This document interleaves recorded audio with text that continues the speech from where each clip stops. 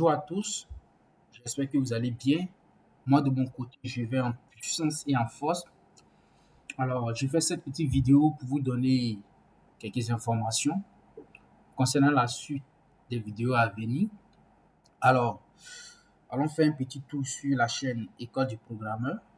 Alors, dans les vidéos précédentes, nous avons vu quelques chapitres. Nous avons d'abord vu l'initiation à l'algorithme, qui est composé de 4 vidéos. Voilà, la première vidéo parlait de la définition de l'algorithmique.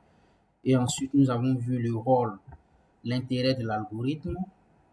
Ensuite, nous avons vu l'analyse et les caractéristiques de l'algorithme. Et enfin, dans ce chapitre, nous avons vu la définition de quelques thèmes en algorithme.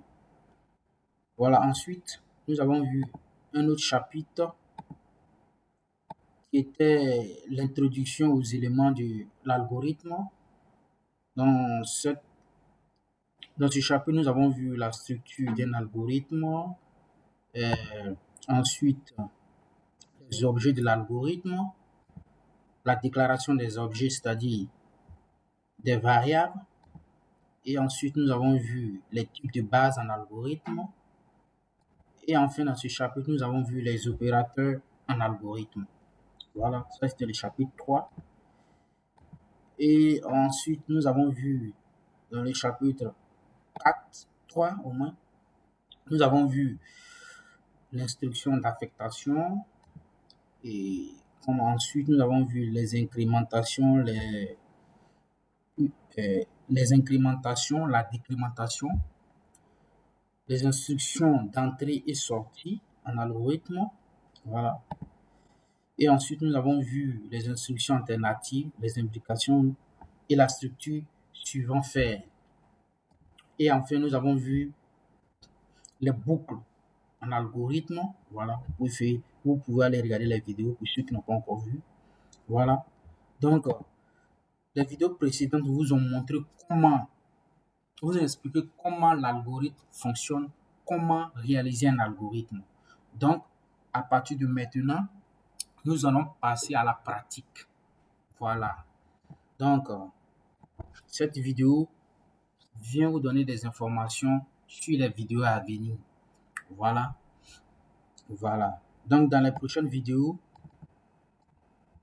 je vais vous proposer un exercice d'algorithme et ensuite, je vous propose ma solution de résolution de l'algorithme et ensuite, nous allons traduire ma solution en langage machine. C'est-à-dire que nous allons traiter l'exercice en utilisant un langage de programmation. C'est-à-dire PHP, JavaScript, Rust, Python, C++ et C# et d'autres langages encore. Donc, j'essaie de récapituler. Dans les vidéos à venir, je vais vous proposer un exercice d'algorithme et ensuite, je vous propose ma solution et enfin, je traduis ma solution en langage machine. Voilà, c'est-à-dire je traduis la solution en PHP, ensuite en JavaScript, ensuite en Rust, en Python, c'est-à-dire ma solution de résolution de l'algorithme, je vais la traduire en plusieurs langages. Et cela va vous permettre de connaître la différence entre les langages. Voilà, on va se donner rendez-vous à la prochaine vidéo où nous allons passer à la pratique en résolvant des exercices d'algorithme. Allez, d'ici là, portez-vous bien. Allez, ciao les gars.